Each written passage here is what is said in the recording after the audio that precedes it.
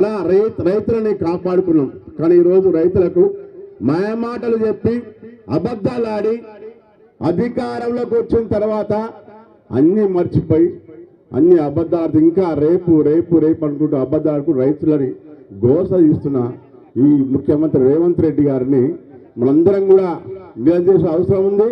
కాంగ్రెస్ కార్యకర్తలందరం కూడా నిలదీయాల గ్రామాలలో మీరు చెప్పిన మాటలు ఏంది, చేస్తున్న పని ఏంది, ఇలా మీ మాటలు చెప్పి అబద్ధాలు ఆడే మీరు అధికారంలోకి వచ్చారు. మేము తప్పు చేసినామని ప్రతి ఒక్కరి కళ్ళల్లో ఈ కాంగ్రెస్ గవర్నమెంట్ వచ్చినప్పటి నుంచి ఒక్కరి ముఖంలో కూడా కళ లేదు, నవ్వు లేదు. అన్యాయం జరిగిపోయింది, తప్పు జరిగిపోయింది అని ప్రతి ముఖంలో తెలంగాణ రాష్ట్రం మొత్తం బాధపడుతున్న సందర్భం. వీళ్ళందరినీ ఓదార్పుగా మేమున్నామని ఈరోజు ఉమ్మడి నల్గొండ జిల్లాలో రైతు మహాధర్నా కార్యక్రమం కేటీఆర్ గారికి అందరం కూడా స్వాగతం వచ్చిన అందరికీ మళ్ళొకసారి నమస్కారాలతో జై తెలంగాణ.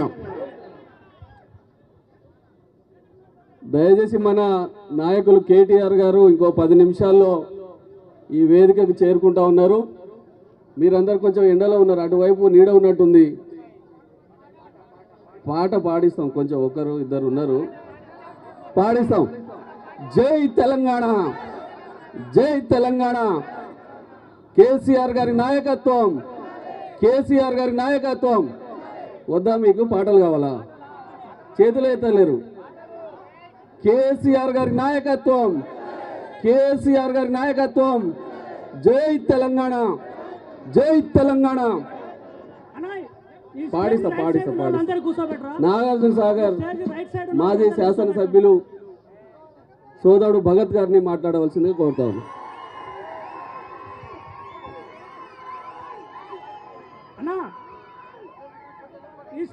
ఒకసారి అందరం కూడా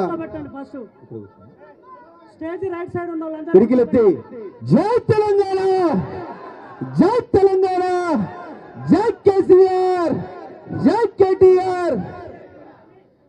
అన్నా ఈరోజు కేటీఆర్ గారు బ్రదర్ అందరూ కూర్చోండి ప్లీజ్, ప్లీజ్ బ్రదర్ కూర్చోండి. కూర్చుంటారు కదా, నువ్వు ఆపరా, దండం పెడతా.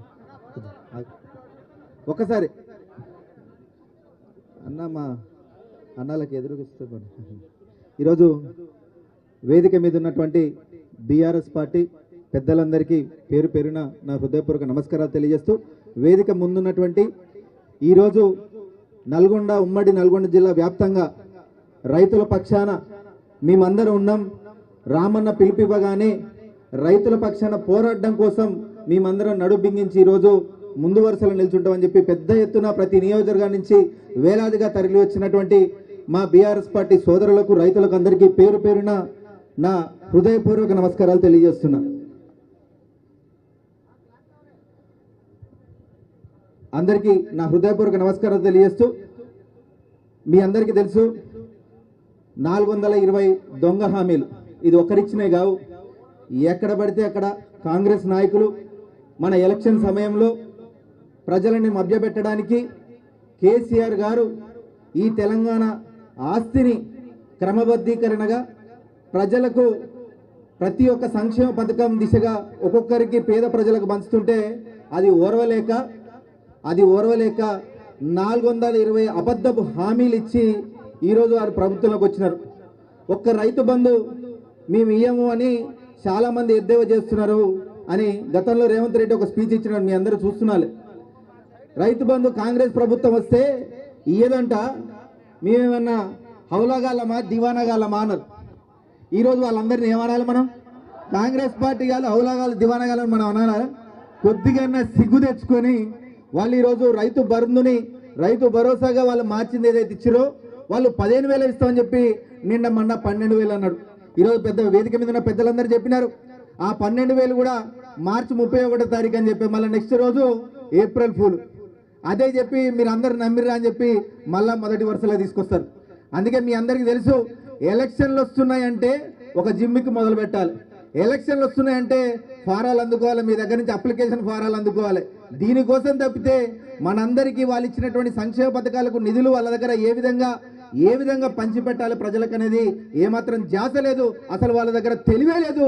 అందుకే మనల్ని గత మన స్వాతంత్రం వచ్చిన దగ్గర నుంచి పరిపాలిస్తున్న మన తెలంగాణ ఎప్పటికీ నీళ్లు దొరక్క ఎంతో ఇబ్బందులు పడ్డాం, రైతులు ఇబ్బంది పడ్డాం, పేదలు ఇబ్బంది పడ్డాం, ప్రతి ఒక్కరు ఇబ్బంది పడ్డాం. కానీ తెలంగాణ తెచ్చుకున్న తర్వాత కేసీఆర్ గారు ప్రతి ఒక్కరిని కూడా అగ్రభాగాన, ముఖ్యంగా పేద రైతులందరినీ కూడా అగ్రభాగాన్ని నిలబెట్టి ముందు వరుసలో నడిచినారు. ఈరోజు మన పేదల పక్షాన నిలదీస్తుంటే మన గౌరవ రాష్ట్ర వర్కింగ్ ప్రెసిడెంట్ కేటీఆర్ గారి మీద మీ అందరూ చూస్తున్నారు ఎన్నో కేసులు, అక్రమ కేసులు, ఎన్నో కేసులు. గ్రామంలో ఉన్నటువంటి చిన్న రైతుల కాంచి మన రామన్న దాకా ఎక్కడ లేని కేసులని కొత్తగా తవ్వి కొత్తవి పెడుతున్నారు. దానివల్ల ఎవరం నోరు మూసుకొని కూర్చోలేం, ఖచ్చితంగా ఎదురు తిరుగుతామని చెప్పేసి ఈరోజు కేటీఆర్ గారు పెద్ద ఎత్తున నల్గొండ జిల్లాలో సభ పెట్టి మనందరికి పిలుపునిచ్చిన సంగతి కూడా మీ అందరికీ తెలుసు. అందుకే ఈరోజు వేలాదిగా తరలి వచ్చి మళ్ళొకసారి రైతుల పక్షాన పోరాడతాం, ఖచ్చితంగా నడుం బిగిస్తాం. రేపిచ్చే సంక్షేమ పథకాల్లో ఎవడన్నా బీఆర్ఎస్ జెండా పట్టుకుంటే వానికి సంక్షేమ పథకం రాకుండా చేస్తామని అంటున్నా, వాని మెడలు వంచి మరి ఈరోజు అందరినీ మీ ముందర నడుస్తూ ఖచ్చితంగా ప్రతి ఒక్కరికి సంక్షేమ పథకాలు వచ్చే విధంగా ఈరోజు మీ వెంట ఉంటూ మీతోనే ఉండి కొట్లాడతామని మరొకసారి మీ అందరికీ తెలియజేస్తూ ఈరోజు రామన్నకు పెద్ద ఎత్తున స్వాగతం పలకడానికి ఇక్కడ వచ్చిన బీఆర్ఎస్ కుటుంబ సభ్యులందరూ కూడా పేరు పేరున నా హృదయపూర్వక నమస్కారాలు తెలియజేస్తూ జై తెలంగాణ. ఇప్పుడు ఎమ్మెల్సీ కోటిరెడ్డి గారు కొంచెం సమయం వారు మాట్లాడవలసిందిగా కోరుతాను. గౌరవనీయులు నల్లగొండ జిల్లా పార్టీ అధ్యక్షులు మాజీ శాసనసభ్యులు రవీంద్ర కుమార్ గారు, నాతో పాటు వేదికపై ఉన్నటువంటి గౌరవ మాజీ మంత్రివర్యులు సత్యవతి రాథోడ్ గారు, గౌరవ జిల్లా ప్రజా పరిషత్ మాజీ చైర్మన్ నరేందర్ రెడ్డి గారు, గౌరవ మాజీ శాసనసభ్యులందరూ, ఈ కార్యక్రమంలో పాల్గొన్నటువంటి బీఆర్ఎస్ పార్టీ శ్రేణులు, రైతు సోదరులు, ఈ కార్యక్రమాన్ని విజయవంతం చేయడానికి వచ్చినటువంటి ప్రతి ఒక్కరికి పేరు పేరున నా హృదయపూర్వకమైనటువంటి నమస్కారం. మిత్రులారా, మనందరికీ తెలుసు ఈ రాష్ట్రంలో ప్రభుత్వం ఏ విధంగా పరిపాలిస్తుంది అనేది, ఏ విధంగా ప్రజా వ్యతిరేక చర్యలకు పాల్పడుతుంది అనేటువంటిది. కాంగ్రెస్ పార్టీ గత శాసనసభ ఎన్నికలకు ముందు అధికారమే లక్ష్యంగా ఆచరణకు సాధ్యంగా అన్నటువంటి హామీలను ఇచ్చి అధికారంలోకి వచ్చిన తర్వాత దిక్కుతోచని పరిస్థితుల్లో, నిస్సహాయ స్థితిలో నెట్టేయబడ్డది ఈ ప్రభుత్వం. నిజంగానే 14 సంవత్సరాలు నిరంతర పోరాటం చేసి ఉద్యమం ద్వారా తెలంగాణ రాష్ట్రాన్ని సాధించుకున్నటువంటి గౌరవ కేసీఆర్ గారు ప్రత్యేకంగా మొట్టమొదట వ్యవసాయ రంగం మీద దృష్టి సారించినారు. ఎందుకు కేసీఆర్ గారు వ్యవసాయ రంగాన్ని ఎంచుకున్నారు అంటే, ఎవరు అవునన్నా కాదన్నా 100కు 60-70% వ్యవసాయం మీద, వ్యవసాయ రంగం అనుబంధ వాటి మీద ఆధారపడేటువంటి వాళ్ళు జనమే ఎక్కువ ఉన్నారు. కాబట్టి ఒక వ్యవసాయ రంగాన్ని తీర్చిదిద్దితే రాష్ట్రం యావత్తు మంచి చేసినట్టయిద్దని చెప్పి భావించి వ్యవసాయ రంగానికి తగిన ప్రాధాన్యత ఇచ్చినాడు. నిజంగానే స్వాతంత్ర అనంతరం 75 సంవత్సరాల పరిపాలన అనంతరం కూడా ఏ ఒక్క రాజకీయ పార్టీ కూడా, ఏ ఒక్క ప్రభుత్వం కూడా వ్యవసాయ రంగానికి ఇవ్వవలసినటువంటి ప్రాధాన్యత ఇవ్వలేదు. అది గుర్తించినటువంటి కేసీఆర్ గారు వ్యవసాయ రంగాన్ని ప్రోత్సహించాలి, వ్యవసాయ రంగానికి తగిన ప్రాధాన్యత ఇవ్వాలని చెప్పి వ్యవసాయ రంగాన్ని తీర్చిదిద్దుకోవాలనేటువంటి ఉద్దేశంతో 24 గంటల నిరంతర విద్యుత్ అందించడంతో పాటు రైతు బంధు పేరు మీద ఎకరానికి 5,000 రూపాయలు, కారుకి 5,000 రూపాయలు, సంవత్సరానికి 10,000 రూపాయలు పెట్టుబడి అందించి పండించినటువంటి పంటను మద్దతు ధర చెల్లించడానికి కొనుగోలు కేంద్రాలు నేర్పించి, రైతుల దగ్గరికి కొనుగోలు కేంద్రాలు నేర్పించి రైతుకు న్యాయం చేసినటువంటి కేసీఆర్ గారి ప్రభుత్వాన్ని గత శాసనసభ ఎన్నికలకు ముందు ఏ విధంగా చూసినా కాంగ్రెస్ పార్టీకి అధికారం అనేటువంటిది వాళ్ళ కనుచూపు మేరల్లో కూడా కనపడలేదు. కానీ అధికారమే లక్ష్యంగా ఆచరణకు సాధ్యంగా అన్నటువంటి హామీలను ఇచ్చి అధికారంలోకి వచ్చినటువంటి కాంగ్రెస్ పార్టీ, కాంగ్రెస్ ప్రభుత్వం అధికారంలోకి వచ్చిన తర్వాత స్థితిలో, నిస్సహాయ స్థితిలో ఉన్నది. నిజంగానే రైతు బంధు 5,000 రూపాయలు ఒక కారుకి ఇచ్చినటువంటి కేసీఆర్ గారు మిమ్మల్ని మేము 5,000 కన్నా పెంచమని అడగలే.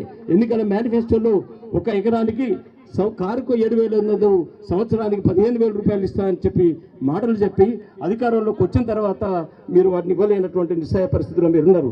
సోదరి మంది సునీత మహేందర్ రెడ్డి గారు చెప్పినట్టు ఈ రోజు వరకు వాళ్ళు లెక్కలు కనుక చూస్తే మనకు ఒక ఎకరానికి 17,500 రూపాయలు బకాయి బడ్డీ ఉన్నది ఈ ప్రభుత్వం అని చెప్పి రైతు సోదరులందరూ ఆలోచించాల్సినటువంటి అవసరం ఉంది. ఈ 17,500 రూపాయలు వాళ్ళు చెల్లించినప్పుడే వారు అన్నమాట నిలబెట్టుకున్న వాళ్ళు అవుతారనేటువంటి విషయాన్ని యావత్ రైతాంగం గమనించాల్సినటువంటి అవసరం ఉంది. అదే కాదు, రైతు రుణమాఫీ అన్నారు. నిజంగానే ఎన్నికల మేనిఫెస్టోలో ఎన్నికలకు ముందు ఎవరైనా అప్పు లేనటువంటి వాళ్ళు ఉంటే మీరు పోయి అప్పు తెచ్చుకోండి, 2 లక్షల రుణమాఫీ మొట్టమొదటి సంతకం డిసెంబర్ 9వ తేదీన రైతు రుణమాఫీ మీద పెడతారని చెప్పినారు. నిజంగానే అమాయక రైతాంగం నిజంగానే మాఫీ చేస్తాడని చెప్పి బ్యాంకులలో పోయి 2 లక్షల రుణం తెచ్చుకున్నారు. కానీ డిసెంబర్ 9 పోయింది. ఆ తర్వాత 100 రోజులకు పూర్తి చేస్తున్నారు. 100 రోజులు పోయింది. ఆ తర్వాత ఏ ప్రాంతానికి పోతే ఆ ప్రాంతంలో దేవుళ్ళ మీద ఒట్లు పెట్టుకున్నారు. దేవుని తోడు నేను ఆగస్టు 15 చేస్తా అన్నారు. ఆగస్టు 15 పోయింది. నేటి వరకు కూడా రైతు రుణమాఫీ పూర్తి కాలేదు. ఒకవైపు 5 బంధు చెల్లించలేకపోయినాడు, రైతు రుణమాఫీ పూర్తి కాలేదు. పండించినటువంటి పంటకు 500 రూపాయలు బోనస్ ఇస్తామని చెప్పి ఎన్నికల సందర్భంగా చెప్పినటువంటి ఈ పాలకులు మొదట ఒక 10-15 రోజులు ఇచ్చి ఆ తర్వాత 500 రూపాయల బోనస్ కూడా లేదు. ఏదైతే మీరు ఎన్నికల ముందు రైతు వర్గాన్ని కాపాడటానికి మాయమాటలు చెప్పి అధికారంలోకి వచ్చిండ్రో, రైతులకు ఇచ్చినటువంటి ఆ వాగ్దానాలను అమలు చేయని కారణంగానే ఈ రోజు నల్లగొండ జిల్లా కేంద్రంలో మేము ఈ ధర్నా చేయాల్సినటువంటిది వచ్చింది. నిజంగానే ఈ ధర్నా యొక్క ఉద్దేశం గౌరవ మాజీ శాసనసభ్యులు కిషోర్ కుమార్ గారు చెప్పినారు. ఇది నిజంగానే ఎప్పుడో 12-11 తారీఖు చేయాల్సినటువంటి ధర్నా. పోలీసు వాళ్ళ విజ్ఞప్తి మేరకు దాన్ని 21కి వాయిదా వేసుకున్నాం. 21కి మేమందరం ఇక్కడ ఉన్నటువంటి గౌరవ మాజీ శాసనసభ్యులందరితో పాటు మేము ఎస్పీ గారిని కలిసినప్పుడు హక్కు నిరసన తెలియజేసేది, ధర్నా చేసేటువంటిది రైట్ టు ప్రొటెస్ట్, ఇది మీ హక్కు, మేము వల్ల కాదలేము, మీరు చేసుకోండి క్లాక్ టవర్ అని చెప్పి తర్వాత పాలకుల ఒత్తిడి మూలంగా మేము ఇవ్వలేకపోయినా ఉన్నాం. పరిస్థితులు మనలో ఉన్నత న్యాయస్థానం ఇప్పుడు నడిపిస్తున్నాయి. హైకోర్టు గమనించింది, ధర్నా చేసేది నిరసన తెలియజేసేటువంటి హక్కు ప్రతి రైతుకు ఉంది, ప్రతి మనిషికి ఉన్నదని చెప్పి హైకోర్టు అనుమతించింది. హైకోర్టు ఆదేశాల మేరకే ఈరోజు మనం ఈ కార్యక్రమాన్ని చేస్తున్నాం. ఏదేమైనా ఈ ప్రభుత్వం ఇచ్చినటువంటి హామీలను నెరవేర్చేంత వరకు ఇది ఆరంభం మాత్రమే. ఏ పిలుపిచ్చినా ఏ కార్యక్రమం ఇచ్చినా యావత్ తెలంగాణ వ్యాప్తంగా బీఆర్ఎస్ పార్టీ శ్రేణులు హామీలు నెరవేర్చేంత వరకు పార్టీ ఇచ్చేటువంటి పిలుపును విజయవంతం చేసే దిశగా మన అందరి కార్యక్రమం ఉండాలి. ఆ దిశగా మనం అందరం ప్రయాణం చేయాలని చెప్పి విజ్ఞప్తి చేస్తూ సెలవు తీసుకుంటున్నాం. ఇప్పుడు కళాకారులు ఒక పాట పాడతారు. ఆ తర్వాత 2-3 మన వక్తలు ఉన్నారు. దయచేసి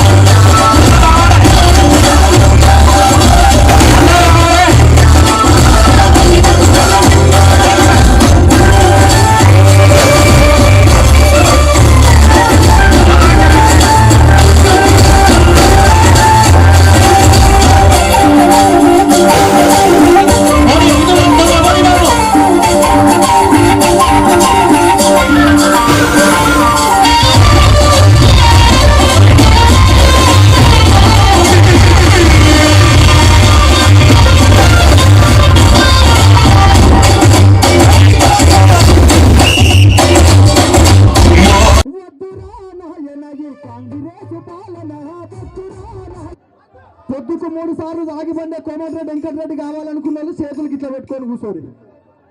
వెంకటరెడ్డి వద్దు మాకు శని పట్టినట్టు పట్టింది అనుకున్న వాళ్ళందరూ, వద్దురా నాయన అనుకున్న వాళ్ళందరూ 2 చేతులు పైకెత్తి చప్పట్లు కొట్టాలి. ఇంకొక 2 నిమిషాలల్లో రావణ్ ఇక్కడికి రాబోతున్నాడు. అరే వద్దురా నాయన ఈ కాంగ్రెస్ పాలన, వద్దురా నాయన, కాంగ్రెస్ పాలన, వద్దురా నాయన ఈ మదవంచన పాలన, వద్దురా నాయన,